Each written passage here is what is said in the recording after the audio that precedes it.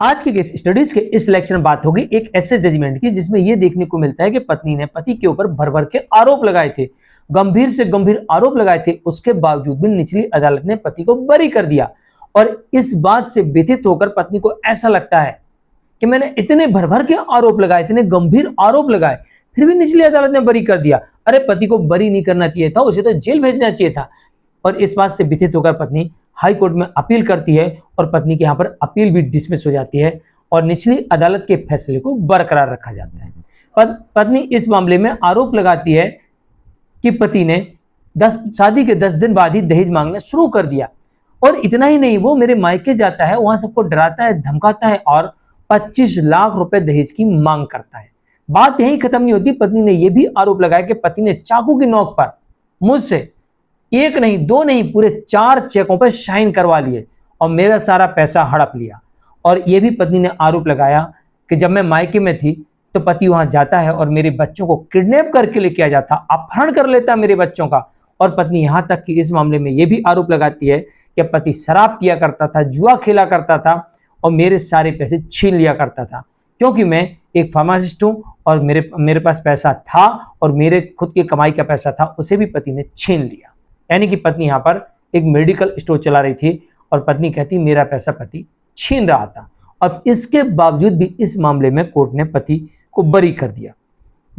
चलिए तो आज के स्टडीज के इस लेक्चर में आपको इस केस के बारे में डिटेल में बताते हैं और निचली अदालत से ही बरी हो गया। जिन लोगों के मन में भ्रम होता है, उन्हें ऐसा लगता है कि ट्रायल कोर्ट से बरी नहीं हो सकते, ये उनके लिए वानगी नहीं, ये उनके लिए एक सबूत है और इस सबूत को वो देख सकते हैं कि इतने गंभीर आरोप होने के बावजूद भी, जहां पर यह साबित हो रहा है कि पति ने पत्नी से चेक लिए हैं, उसके बावजूद भी यहां पर पति को बरी कर दिया गया। जो पत्नी ने आरोप लगाया कि पति ने चाकू की नोक पर मुझसे 4 चेकों पर साइन करा लिए, यह कोर्ट में साबित हुआ। पति ने एडमिट किया, हां मैंने पत्नी से चेक लिए, पैसा लिया है। उसके बावजूद भी पति को यहां पर बरी कर दिया गया, वो भी ट्रायल कोर्ट से, और हाई कोर्ट ने भी उस आदेश को बरकरार रखा। जय जिनेंद्र, मुकेश जैन। वीडियो को लाइक और शेयर कर दिए। चलिए शुरुआत करते हैं। जजमेंट आता है आंध्र प्रदेश की अमरावती हाई कोर्ट से। दरअसल इस मामले में यह बताया गया है कि दंपत्ति के मध्य जो विवाह हुआ था 28 अप्रैल 1990 को हुआ था और विवाह के बाद अनबन होने लगती है और पत्नी यहां पर आरोप लगाती है पति के ऊपर कि शादी के 10 दिन बाद ही उसके साथ मारपीट होने लगती है, उसे डराना, धमकाना, लड़ाई करना और अतिरिक्त दहेज की मांग करना। और यहाँ पर पति उसके मायके जाता है और वहां से जाकर 10 लाख रुपए की डिमांड करता है और ससुराल वालों को डराता धमकाता है। पत्नी यह भी आरोप लगाती है कि शादी के बाद ही पति शराब पिया करता था, जुआ खेला करता था, शराब का जुए का आदी बन गया था और मेरी जो कमाई थी उसे बर्बाद कर रहा था। और पत्नी ने यह भी आरोप लगाया कि मुझे इस बीच में मानसिक और शारीरिक पीड़ा का सामना करना पड़ा, मतलब मेरे साथ मारपीट भी होती थी, डराना, धमकाना, गाली गलौज करना, मारना, पीटना, ये तमाम आरोप आ जाते हैं मानसिक और शारीरिक पीड़ा में। और जब स्थिति बिगड़ गई तो एक दिन पति ने मुझे बहुत धमकाया, डराया, चाकू उठाया, गर्दन पे लगा दी, साइन कर, पैसे दे, और मुझे मजबूरी बस 4 चेकों पर साइन करके देना पड़ा और पति ने मेरा सारा पैसा हड़प लिया। यहां तक कि पत्नी आरोप लगाती है कि 8 अगस्त 2008 में पति कथित तौर से उसके माता पिता के घर जाता है। घटना की देखो डेट भी बताई, अगस्त का महीना था, 2008 की साल थी। पति उसके घर जाता है और वहां सबको डराता है, धमकाता है उसके माता पिता को, 25 लाख रुपए की दहेज की मांग करता है। आप हमें 25 लाख रुपए दीजिए वरना तुम्हारी बेटी को मार देंगे, तुमको मार देंगे, किसी को नहीं छोड़ेंगे, हाथ पैर तोड़वा देंगे, तुम्हारी गर्दन कटवा देंगे, ये कर देंगे, वो कर देंगे। अच्छी तबीयत से पत्नी के पूरे परिवार वालों को धमकाता है।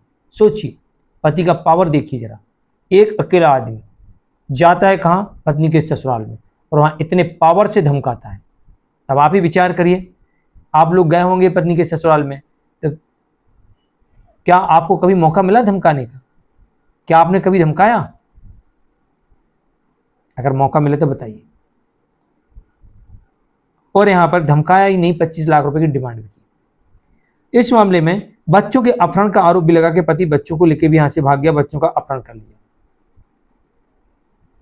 लेकिन इस मामले में कोर्ट ने देखा कि पति ने जो पत्नी से 4 चेक लिए थे वो एक्चुअल कर्ज चुकाने के लिए लिए थे, ना कि उसने पत्नी का पैसा छीना है।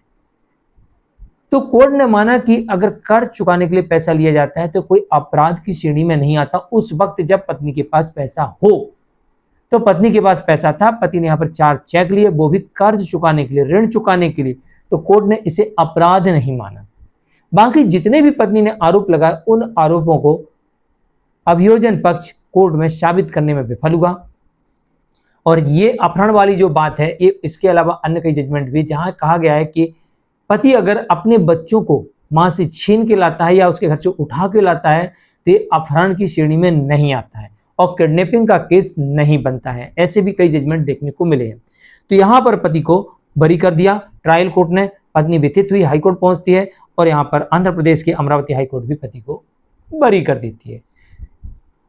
और इसका क्रिमिनल रिवीजन नंबर है 954 2010। 2010 में ये रिवीजन पेश की गई थी, 2025 में निर्णय आता है। सोचिए 15 साल लग गए इस निर्णय को आने में। और जब ये ट्रायल कोर्ट में गया होगा तो 2008 की इसमें घटना बताई जा रही, तो लगभग उसी वक्त ये वहां पर मामला दर्ज किया गया होगा। तो इसे सीधे सीधे चुनौती दी गई इस मामले को और इस केस को डिसीजन होने में लगभग 15 साल से अधिक का वक्त लग गया। लेकिन पति यहां पर दोषी नहीं पाया गया, पति को कोर्ट ने बरी कर दिया। तो आज की केस स्टडीज के इस लेक्चर में इतना ही। हाँ, लास्ट में आपसे एक बात कहूंगा कि इस तरीके के जब जजमेंट आते हैं और उसके बावजूद भी लोग कमेंट करते हैं, लोग एक मन में भ्रांति लेके चलते हैं कि ट्रायल कोर्ट नहीं सुनती है, हाई कोर्ट जाना पड़ता, सुप्रीम कोर्ट जाना पड़ता है। दूसरी बात ये, हमारे पास इस तरीके के कमेंट आते हैं या फ़ोन करके लोग बोलते हैं कि ट्रायल कोर्ट नहीं सुनती है, हाई कोर्ट नहीं सुनती है। आपकी जानकारी के लिए बता दूं कि इस तरीके के जजमेंट ये बात साबित करते हैं कि इस तरीके जितने गंभीर आरोप हो उतनी गंभीरता से कोर्ट उनको लेती है, चाहे वो ट्रायल कोर्ट हो, चाहे सेशन कोर्ट हो, चाहे हाई कोर्ट हो, चाहे सुप्रीम कोर्ट हो। यहाँ पर देखो ट्रायल कोर्ट ने पति को बरी कर दिया, तो अब आप समझ सकते हैं कि गंभीरता कैसी, इसमें गंभीर आरोप लगाए गए थे और इस कारण से पत्नी का दायित्व बन गया था यहाँ पर कि लगाए गए आरोपों को पत्नी साबित करे। लेकिन जो चेक वाला मुख्य अंश था वो ये था कि यहाँ पर पति ने साबित कर दिया कि हाँ मैंने लिया और कर्ज चुकाने के लिए लिया, ना कि पत्नी का पैसा हड़पने के लिए। और पति ने ये साबित करने में सफल हुआ और पत्नी के पास पैसा था, तो इस कारण से पति यहाँ पर बच गया। अगर उसने दहेज के रूप में लिए होते या वैसे लेके अपने अकाउंट में रख लिए होते तो पति यहाँ पर फंस सकता था, लेकिन कर्ज चुकाने के लिए लेने पर पति यहाँ पर बच गया। दूसरा पत्नी का जो आरोप था कि बच्चों का अपहरण, तो मैंने पहले ही बता दिया कि बच्चों का पिता के ऊपर अपहरण का आरोप वाला केस नहीं चलता, तो यहाँ पर भी पति बच गया। तीसरा पत्नी ने कहा मेरे घर गए, मेरे माता पिता को धमकाया, डराया और 25 लाख की डिमांड की, तो पत्नी इसे भी साबित करने में विफल हुई। पत्नी के परिवार के लोग भी इसे साबित नहीं कर पाए, क्योंकि भाई किसके सामने मांगा, कहाँ मांगा, क्या सबूत है, कुछ तो देना पड़ेगा, क्योंकि डराना धमकाना। अब पत्नी कह रही शादी के 10 दिन बाद ही हमारा उत्पीड़न हो रहा था। जब तुम्हारा 10 दिन बाद उत्पीड़न हो रहा था, तुम कह रही चाकू की नोक पे मुझसे पैसा लिया गया, तो भाई आपने तुरंत कंप्लेंट क्यों नहीं की, इतने दिन में आपने सबूत क्यों नहीं बनाए, आपने कोई गवाह क्यों नहीं इसमें रखा, आपने कोई वीडियो क्यों नहीं बनाया। आप इतने लंबे समय तक 1990 में आपकी शादी 1990 में आपकी शादी होती है और 10 दिन बाद ही आपके साथ में उत्पीड़न शुरू हो जाता है और 2008 में आपको चाकू की नोक पर आपसे वसूली की जाती है। इसके बावजूद भी यानी कि 18 साल में आपने सबूत कलेक्ट नहीं कर पाए, तो इस बात से साफ जाहिर होता है कि आप झूठ बोल रही हैं और पत्नी लगाए गए आरोपों को साबित नहीं कर पाई। इस कारण से इस केस में पति को बरी कर दिया। लेकिन अफसोस 1990 में शादी होती है, 2025 में पूरी तरीके से बरी होते हैं। महत्वपूर्ण जवानी के पल विवाद में और कोर्ट कचहरी में गुजर गए, ये बड़ी अफसोस वाली बात है। आज के लिए इतना ही, नमस्कार।